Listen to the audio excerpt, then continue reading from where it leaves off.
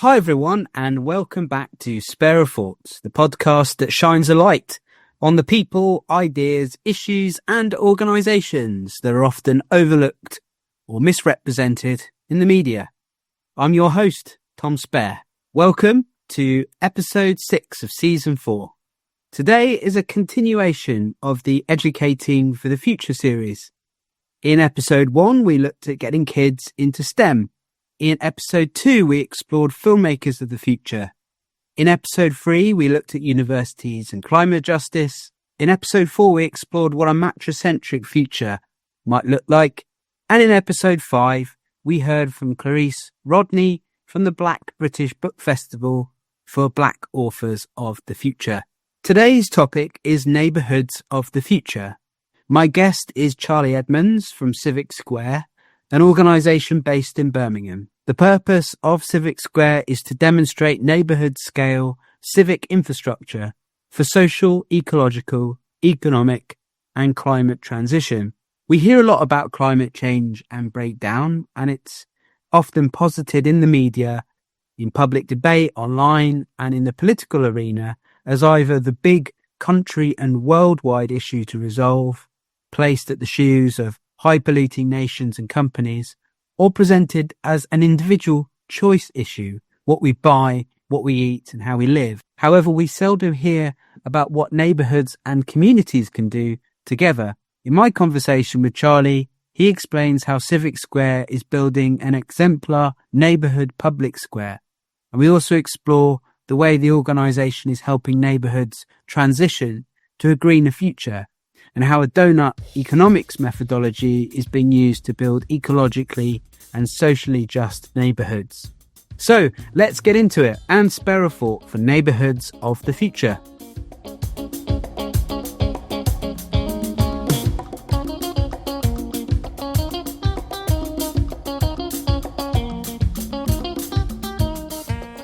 So my name is Charlie Edmonds and I'm one of the co-leads at Civic Square, which is a community interest company based in Ladywood, Birmingham. Before we talk about the work of Civic Square, I'd like to learn a little bit more about you. Thinking back to when you were at school and if you had career guidance or, when people ask you, what do you want to be when you grow up? What did you say then? And does that match up to what you do now? Probably relatively close.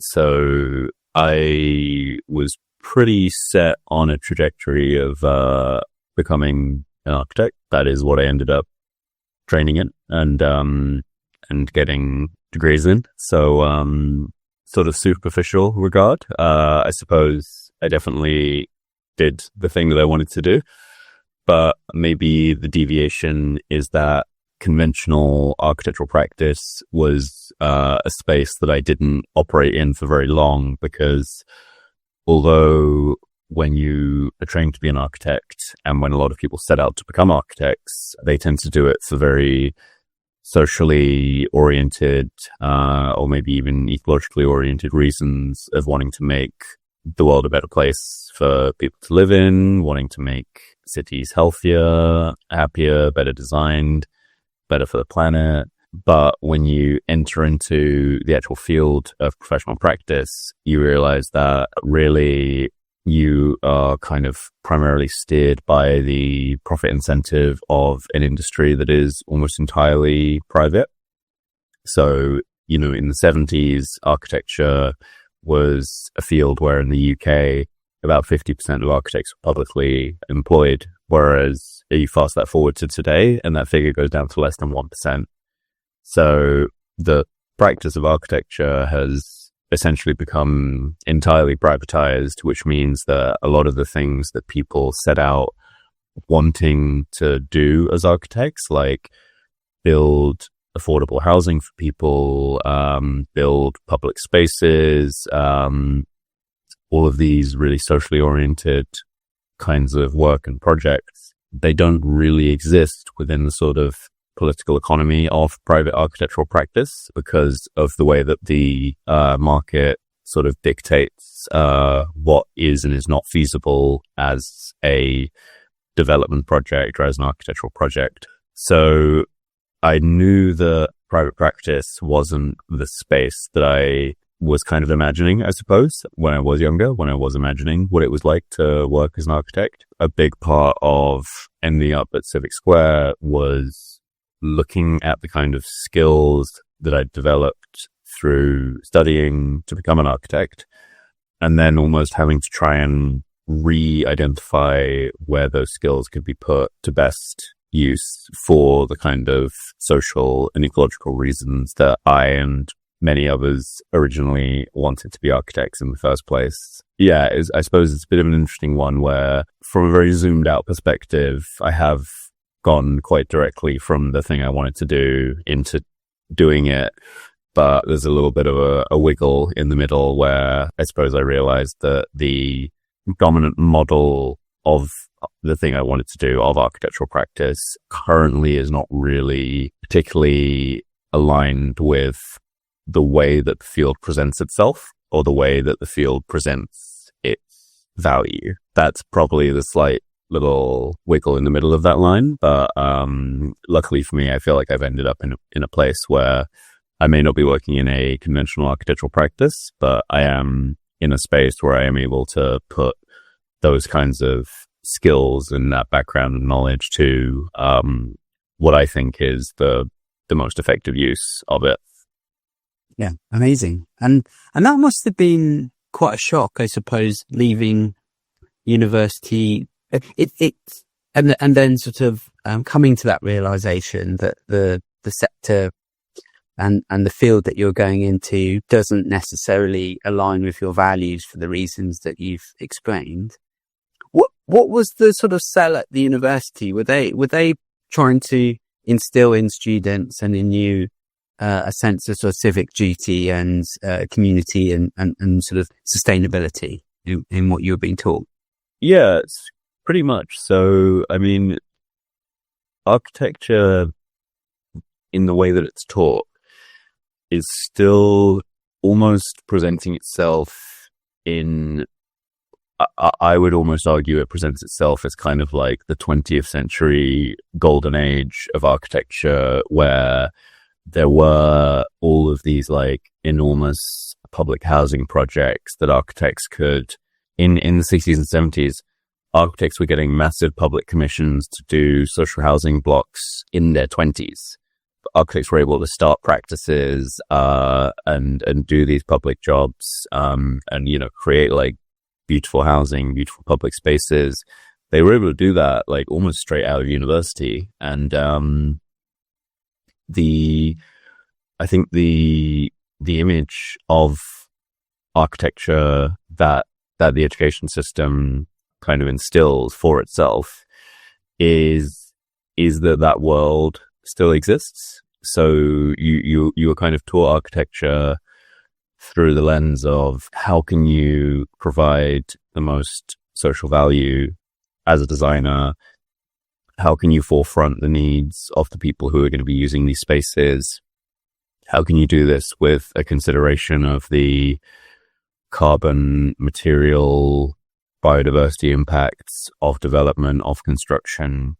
So it's taught in, I think, what is quite intended to be quite a holistic way, where you do consider a lot of the, you know, real value of architectural practice beyond, you know, a sort of financial return understanding of development, which I think is, broadly speaking, a good thing, because I don't think that, you know, just because the way that architecture has to operate today is a kind of quite shallow quantitative process of developing land to inflate the land value, to cash in on the land value, or to kind of, you know, essentially the vast majority of architectural work right now is a practice of speculative real estate investing.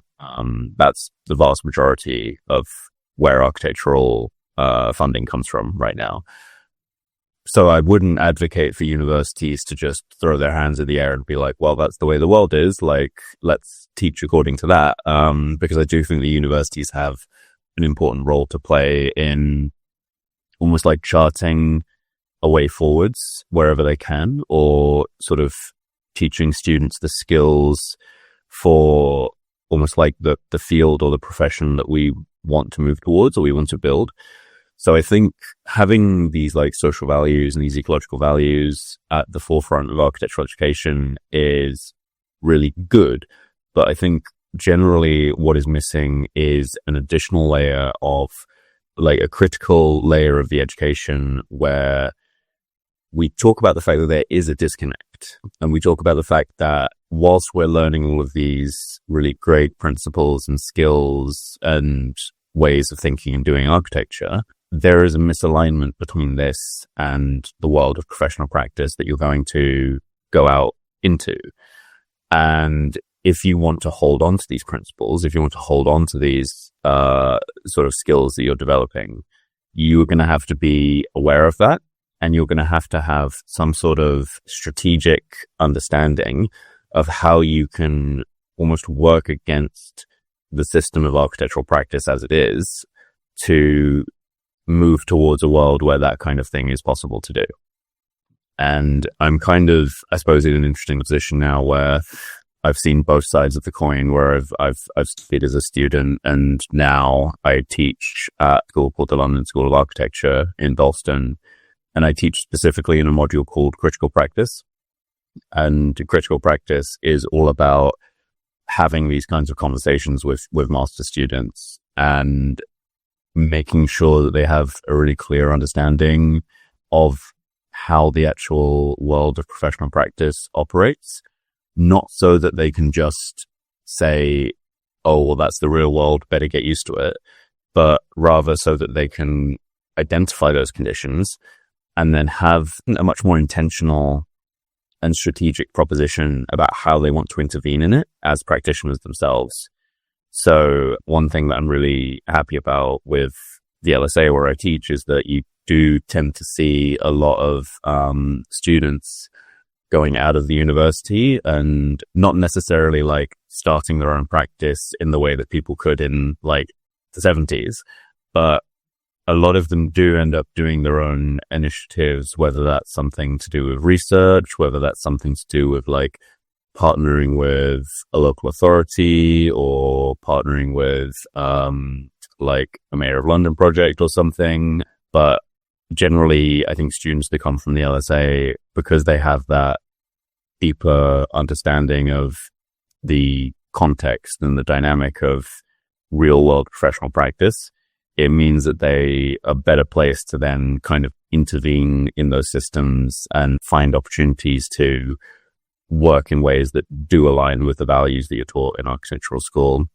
So yeah, I guess in a nutshell, I think education is right to prioritize these social and ecological things, but across the board, I think there has to be a much deeper reckoning with that layer of like critical practice, which some universities are kind of investing in, but some universities seem to just like not want to talk about it at all, which I think is a real shame. My background in universities, there's this real push and pull, particularly now when finances are very bad.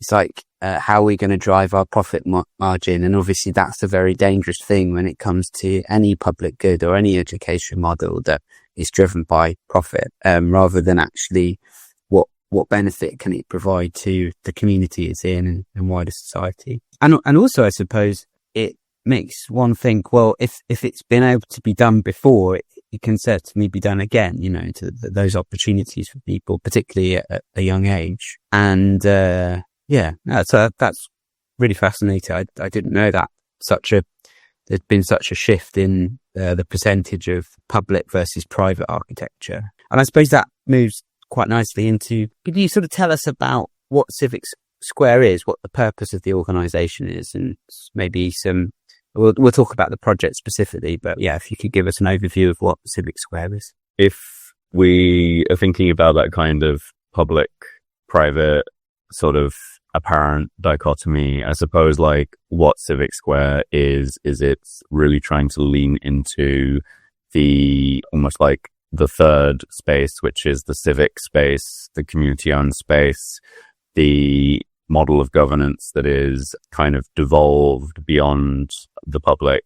And so what Civic Square's kind of primary goal as an organization is to demonstrate how neighborhoods and communities can be at the forefront of climate transitions. So climate transitions in the physical sense of how the built environment will change, climate transitions in the economic sense of how do the kind of jobs and skills and roles that communities will have and need change. Also, transitions in the sense of social and civic changes. So if we understand the rate of change and the rate of kind of distributed agency that needs to happen as part of a wider climate transition, how does that change the way that neighborhoods make decisions, self-govern, have access to the spaces, tools and resources to do that kind of work effectively? Essentially, Civic Square is really focused on this kind of multifaceted question of what kinds of infrastructures are needed, what kind of transitions are needed to enable more distributed climate transition at neighborhood scales. We tend to do this through a few different kind of avenues, or a few different what we call sort of like demonstrator projects. And these are essentially pieces of work which, because they're at the neighborhood scale, they are big enough to kind of have an implication of a future policy or a future economy within them, but they're not so big that they become locked into existing path dependencies. They're not so big that you have to follow, existing predetermined supply chains or governance structures or financial structures. So the kind of theory behind working in a systems demonstrator is that it's in that kind of sweet spot between like big enough to have quite significant implications around policy, around legislation, around future economies, but still small enough to kind of be nimble and bold and really propositional in what that thing is. This kind of language around systems demonstrators comes a lot from a guy called Dan Hill, who you might have come across before. He's a professor at the University of Melbourne, I believe, and has a background in architecture as well. And yeah, he's written a couple of books. One that we reference in particular quite often is called Designing Missions. And it essentially unpacks this sort of theory of change of the systems demonstrator. And so for us, that is a real kind of strategic fundamental to how we try and work. And we also think that, in the UK, we have some really great historic precedents of systems demonstrators as well, because it's quite easy to make the argument that the reason why we have the NHS is because of a local scale demonstrator project. And I don't know if you've heard the story before, but the sort of inception of the NHS was a medical aid society in a town called Tredegar in Wales. And it was a mining community. They kind of realized that they all had very similar health outcomes because of the work that they were doing. And so they created at a sort of local scale a socialized healthcare model where I think people would pay in something like 2 pence a week, and it would create a healthcare system free at the point of use. And Tredegar is where Nye Bevan, who went on to found the NHS, grew up. And there's a direct quote from him where he's saying something to the effect of, all we're doing with the National Health Service is bringing to the rest of the country what we had in Tredegar. So for us, that is a great example of building something bold, radical at the local scale, which can then have these kind of implications and knock-on effects for more widespread national policy. And there's a similar kind of story with community libraries as well. And yeah, it's a kind of theory of change that we we really believe in, and we think there's a lot of precedent for throughout history. And another important piece of context, I think, for this is that, these ideas, these kinds of models and demonstrators aren't necessarily scaled up because everyone just realizes they're a good idea and they're like, okay, let's all get on and do this great thing. In a sense, they almost emerge from a time of crisis. So in the way that you could argue that the NHS emerged from the post-war health crisis, we kind of see ourselves as moving towards, or are already embedded in a similar moment of crisis in terms of the climate, ecological and social crises that we face, both in the UK and globally right now. So in the same way that the post-war health crisis was kind of the impetus that spurred on the adoption of the Tredegar sort of demonstration into the NHS, we are kind of interested in when the kind of penny drops and when bold policy comes from central government on topics to do with climate, built environment transition, social ecological crises.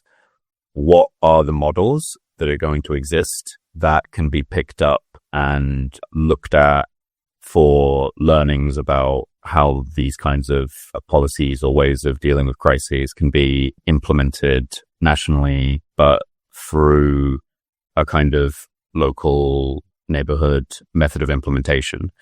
So that's a bit about I guess that's kind of like the strategic ideas behind how Civic Square operates. And if any of that sort of like, I guess, organizational logic or strategy side of this kind of work interests you, we have a publication called Endowing the Future, where we essentially just kind of get into this in a lot more detail. So we talk about, we have case studies written up on the NHS, on the community libraries. We talk a bit about how we try and leverage our funding to try and sort of shift the Overton window through these demonstrator projects. And we kind of unpack almost how we see this as kind of a reciprocal process of the neighborhood building the demonstrator to almost rise up to meet the top-down kind of reaction to crises.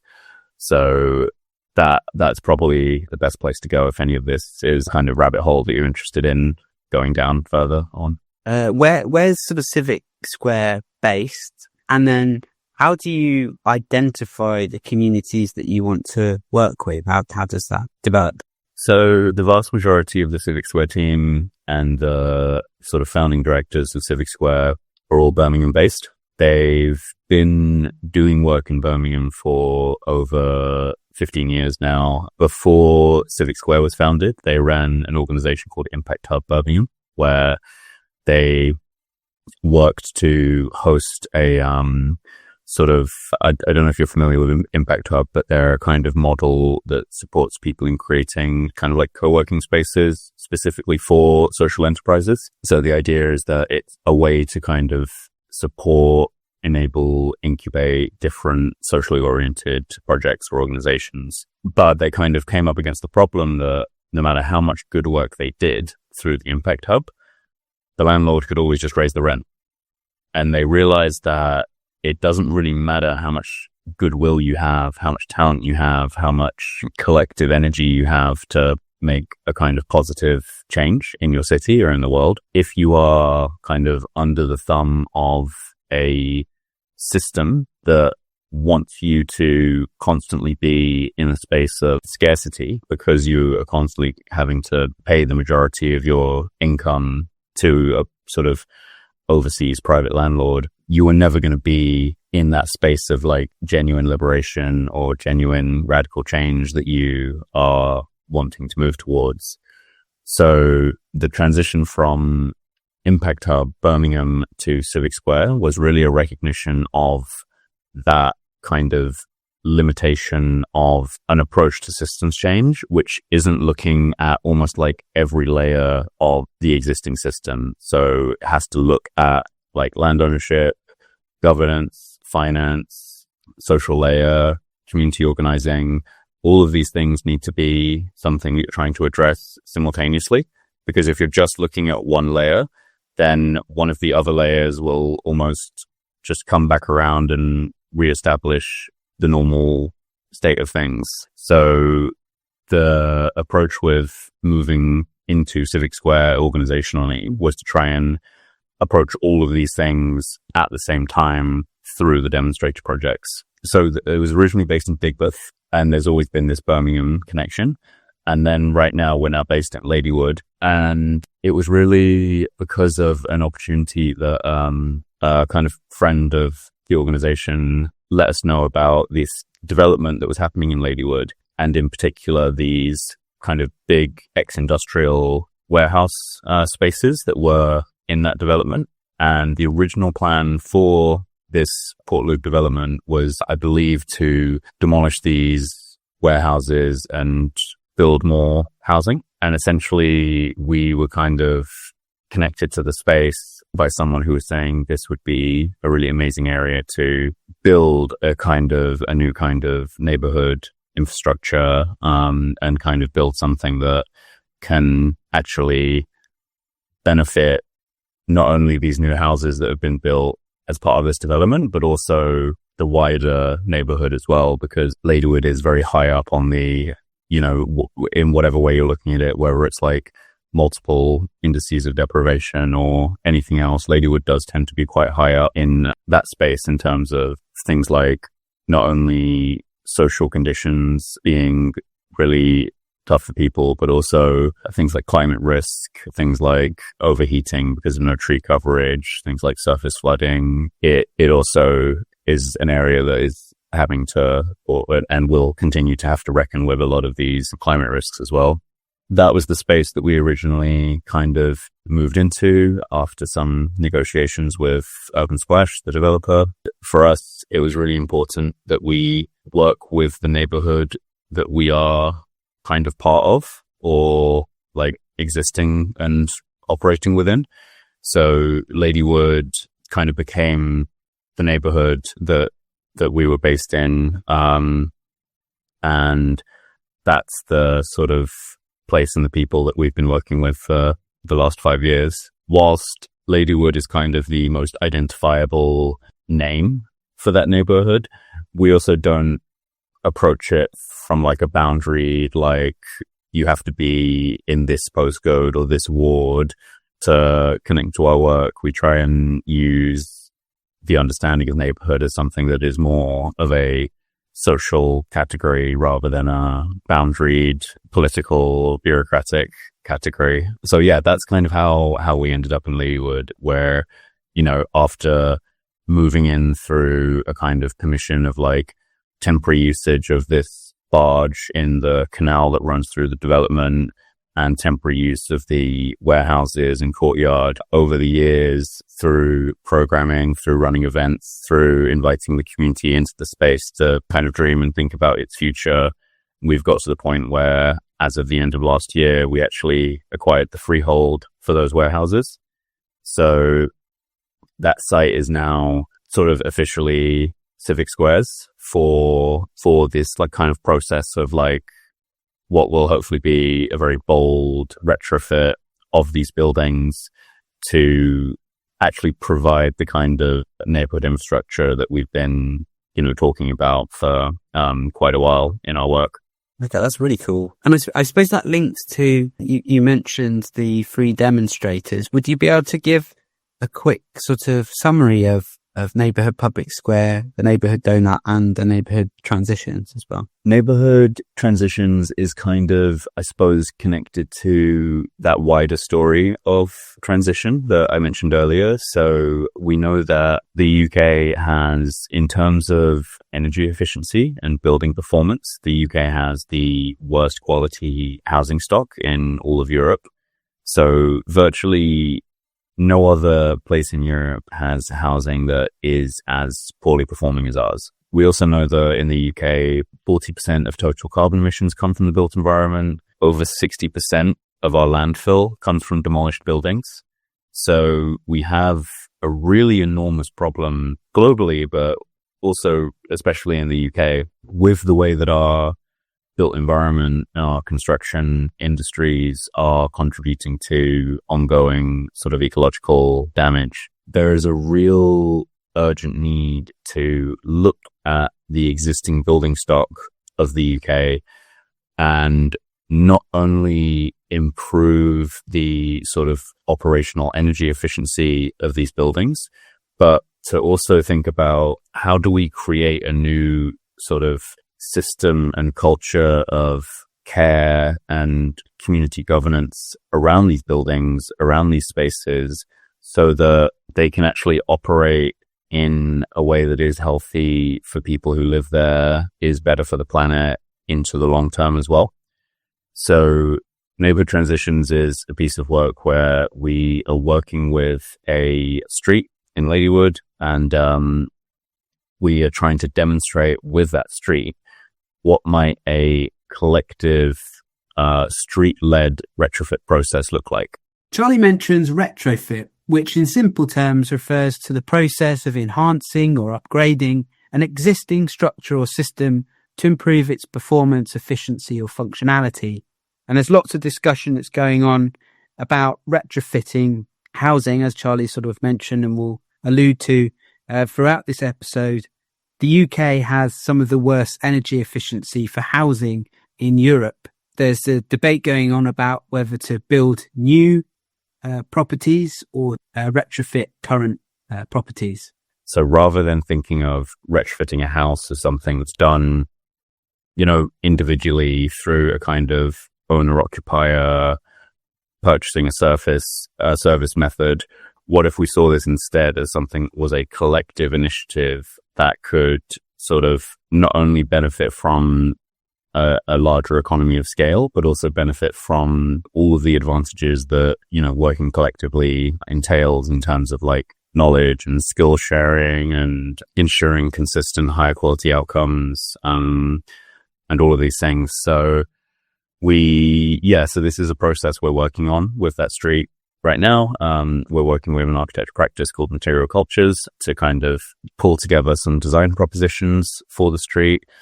And we're hoping that we will be commencing our kind of first stage of actual street-based retrofit works around maybe March or April of next year. It's a kind of an interesting process because I can't actually tell you what's going to be done yet, because we're in a process of deliberating and sort of trying to use new sorts of like hyperlocal governance models to work with the people on the street, with the architects, to actually figure out what is like the first priority for the street to do. Do they want to focus on a kind of collective energy system for the street? Do they want to focus on light touch insulation measures on multiple houses? Do they want to go really deep on one house to demonstrate what's possible to try and then raise further money for the rest of the street?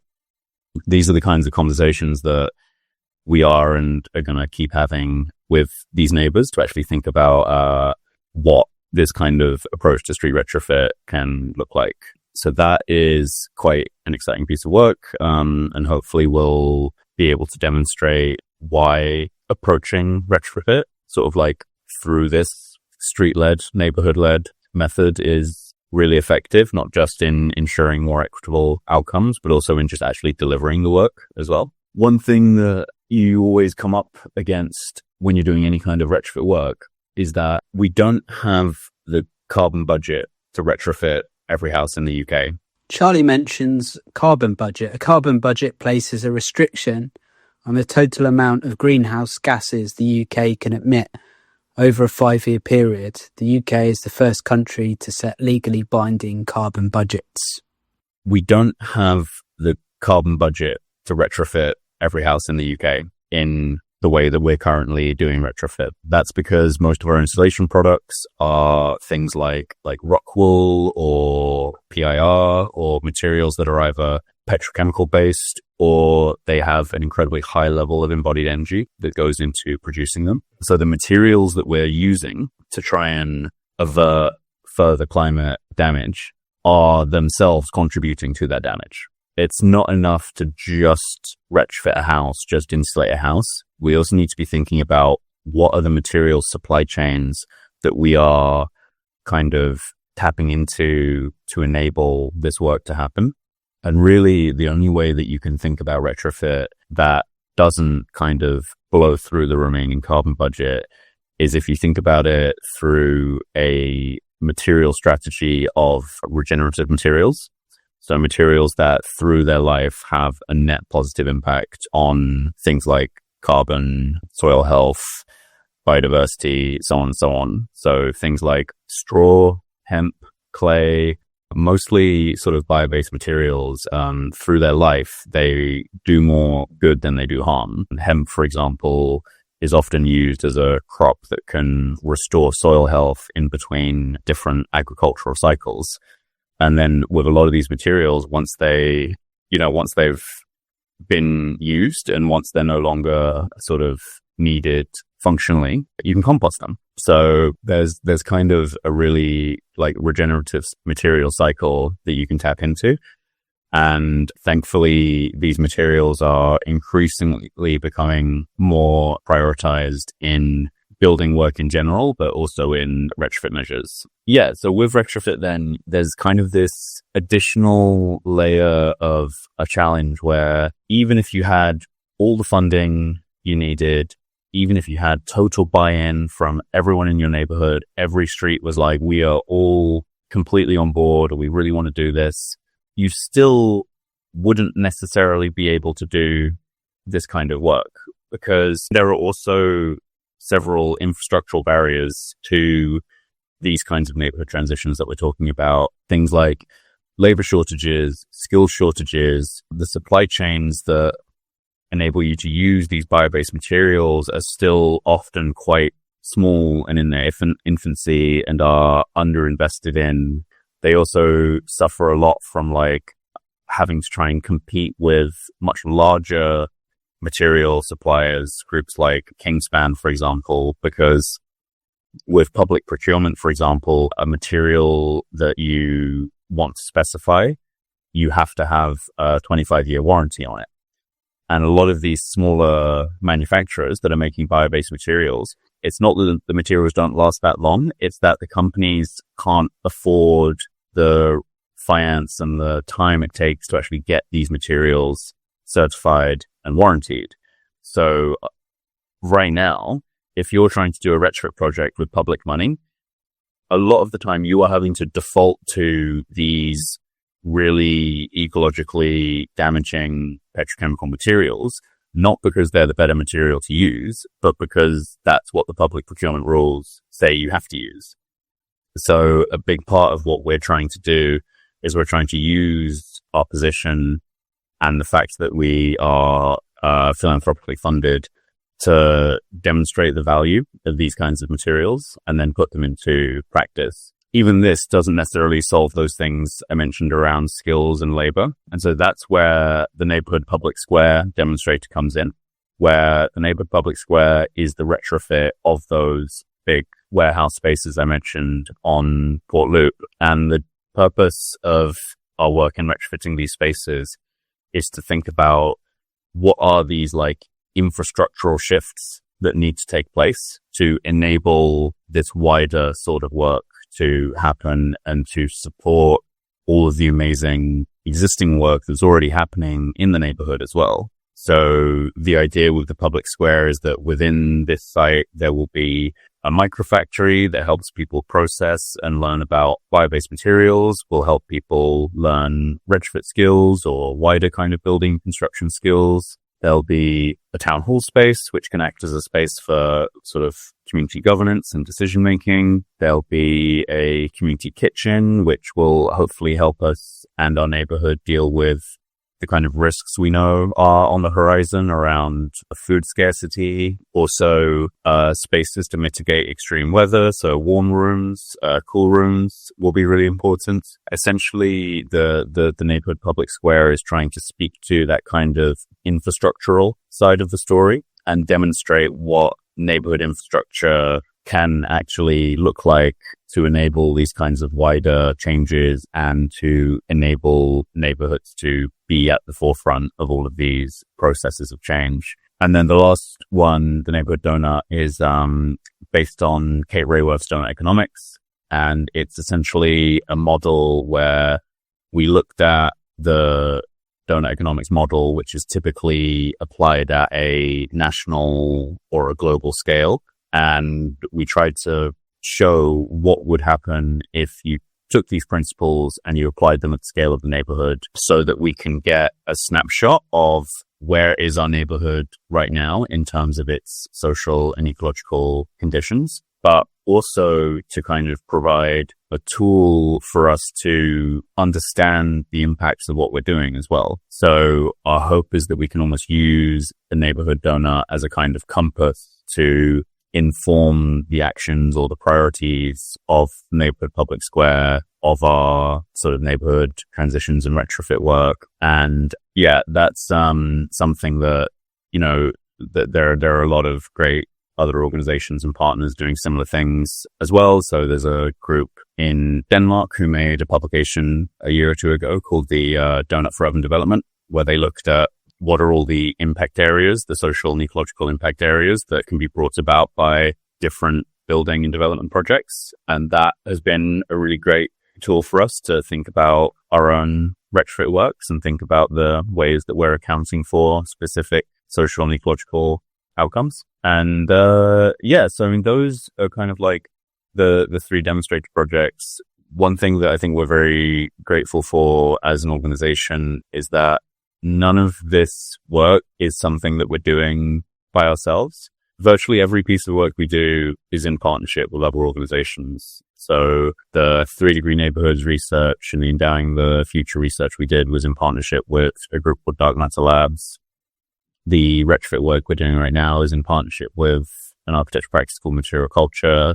The Neighbourhood Public Square retrofit has been led since 2019 on the design side by a practice called Architecture 00. In terms of the street retrofit work, we are one of 3 street retrofit demonstrators. One is in Bristol, which is being done by an organization called We Can Make. One is also in Birmingham by an organization called Retrofit Walsall Heath. So yeah, essentially, you know, every part of the work that we're doing, we see it as sort of existing within a kind of like ecosystem of similar demonstration-based work, which is in different formations being done by neighborhoods, by communities up and down the country. For us, that's kind of the key. And that's why across all of the demonstrators and across all of our work, a really important principle for us is to try and work in the open as much as possible and to try and open source as much of what we're doing as possible,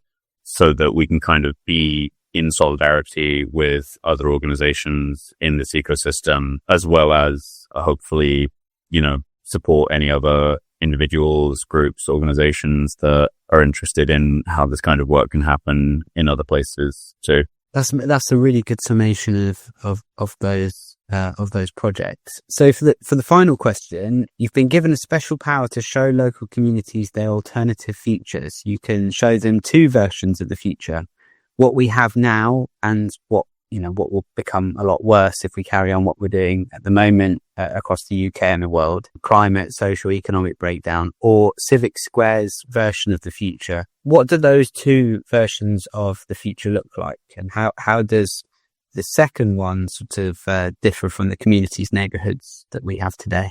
Yeah, I mean, I guess the easy part of this question is that we don't really need to show the neighbors we interact with any of the drawbacks of a lot of the existing systems, because a lot of our neighbors are really at the kind of on the front lines of a lot of the violence and problems that the existing system incurs. So, you know, they are the ones that will have to deal with things like the lack of infrastructure for lower income neighbors and neighborhoods to deal with climate risk. They are the ones that will have to deal with the continued gutting of the welfare state, the selling off of public assets in Birmingham, of public spaces and public services. So the kind of, you know, almost, I suppose the almost negative side of the story, if anything, is something that we invite them to share with us, not because we don't experience it alongside them, but because I think a really big part of this work for us is connecting with those sort of priorities, fears and hopes about the way that the world is right now, and then working with them to kind of co-build the alternative. So in terms of what we present to them as an alternative, I would say it's a really important principle of ours to kind of maybe open certain doors for the neighborhood, but not to walk them through it. I think quite a nice, almost like visual metaphor for this is our 3-degree neighborhoods research, where we look at the next 100 years of climate risk in inner city neighborhoods like Birmingham. The front cover for that is a really beautiful illustration by one of our illustrators, Carlos. Originally, we were wondering whether we would have it be like a full color, full fleshed out illustration. And we ended up deciding to kind of leave it as line work.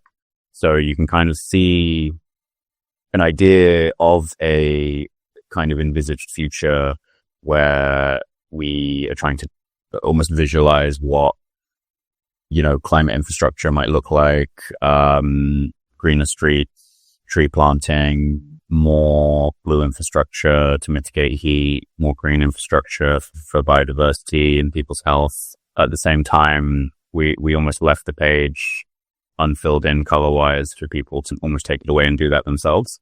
And I think for us, that's a great, almost like microcosm of how we are trying to approach this idea of presenting an alternative. Because, obviously we have a responsibility based on the funding and the resource that we have access to do a lot of the groundwork of revealing what is possible or revealing kind of what pathways might exist for neighborhoods to kind of transform themselves, and see opportunities for more regenerative resources, healthier energy systems, healthier homes. But in terms of the details and the specifics of how do we want to get there? What do we want to prioritize first? What kinds of governance do we want to put in place to ensure that these things that we're building and these processes that we're putting into place are accountable and held in a kind of collective ownership? Those are things that we don't really put onto the neighborhood, but we create the space for those to be shaped. So I suppose for us, the vision that we present is actually probably really well captured in that 3-degree piece of research that I mentioned, because what that piece of research is it is a sort of an unflinching summary of the path we're on right now in terms of climate trajectory, looking at the fact that if we do reach 3 degrees of warming by 2100, which is what our current trajectories are showing, that will potentially mean that like 3 degrees of warming globally means up to 5 degrees on land, which can mean up to 8 degrees of warming in cities because of the urban heat island effect. The urban heat island, UHI effect, is why cities get significantly hotter than the surrounding rural areas. Think of a city as a giant oven. It's full of dark, hard materials like concrete, asphalt, and rooftops that are excellent at absorbing and storing the sun's heat all day. At night, instead of cooling off, all that trapped heat is released, making the city a few degrees warmer, often 7 to 11 degrees Fahrenheit higher on average, and sometimes much more than green fields outside. Cities also have far fewer trees and parks, which naturally cool the air by releasing moisture. This localized warming worsens heat waves and creates a significant public health risk. And for us, that publication isn't a sort of resignation to that future, but it's more coming from the spirit of preparing for the worst and designing for the best. So that's the first half of 3 degrees, is looking at these climate futures and the kind of risks that will emerge out of that.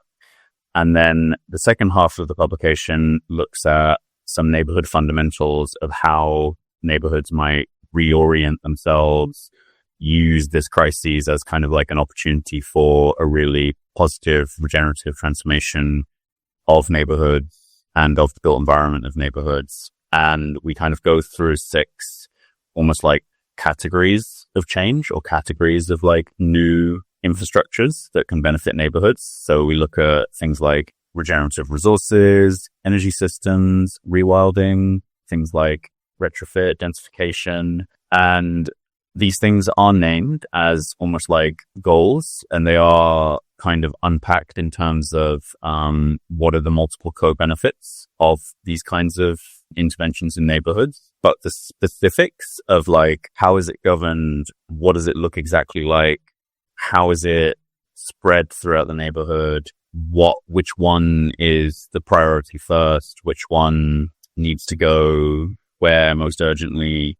These are the things that I suppose is almost then the offer to the neighborhood, which is to say that we've mobilized the resource and the funding we have to clarify what seems like the priorities that have the most co-benefits for the neighborhood right now. In terms of what we actually do to move towards these futures, that's something that we have to do together. That's something that we have to do through processes of co-design, like we're doing the retrofit street, or kind of shared governance and almost like a advisory board, which is something that we're going to be doing with the design for the neighborhood public square. And then eventually all of these things that we're trying to build will go into some form of community ownership, be that a community land trust or some other sort of community ownership vehicle. But the long-term future for this work is that it does go into the ownership and governance of the community.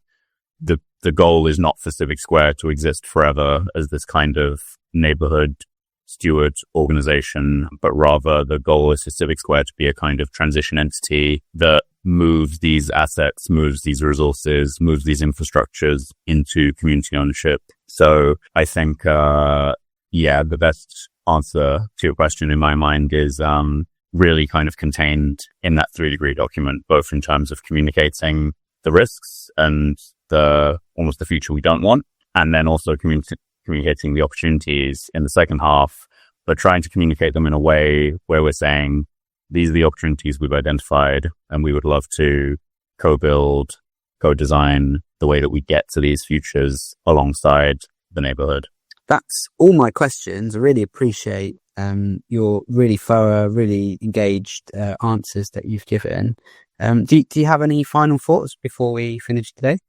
No, I mean, I guess the only thing I would say is that like I said, we try and work in the open as much as possible. So if any of our work is something that sounds interesting, obviously you can read about it. You can read the things we published. But if you are in Birmingham, or if you find yourself in Birmingham at some point, I always recommend people to follow our Eventbrite in particular, because we host a lot of public events, and these can be anything from sort of neighborhood celebrations to natural material skill sessions to repair clubs to supper clubs. There's a huge variety of things that we try and host very openly. And so, I suppose I would just extend an invitation to anyone who almost needs to see and feel this kind of work directly. There are always spaces for that. And the Civic Square Eventbrite is probably the best place to keep an eye on what's happening and come see some of this work for yourself. Amazing. I'll be sure to check that out, and I'll definitely put it on the show notes as well. That concludes episode 6 of season 4, Neighbourhoods of the Future. A big thank you to my guest, Charlie Edmonds, for giving such an insightful look into the work of Civic Square. You can find out more about Civic Square in the show notes. The Educating for the Future series finishes next week with activist, environmentalist and writer Rob Hopkins, where we discuss his latest book, How to Fall in Love with the Future. I can't wait to share that episode with you. If you want to get more content from me, you can find exclusive insights, behind the scenes stories and extended reflections by subscribing to my Substack, which is also linked in the show notes. The title track for this show is Young Shall Grow, credit and thanks to Afrocluster, Magugu and Asher Jane. Sperathought is a Be The Change Media Network production. Thanks for listening.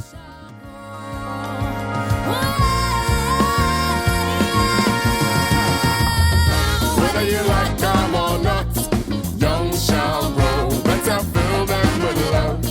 Them to know. In this life you don't give up, even when you know. If you fall, get back up. Young shall grow. Whether you like them or not. young shall grow.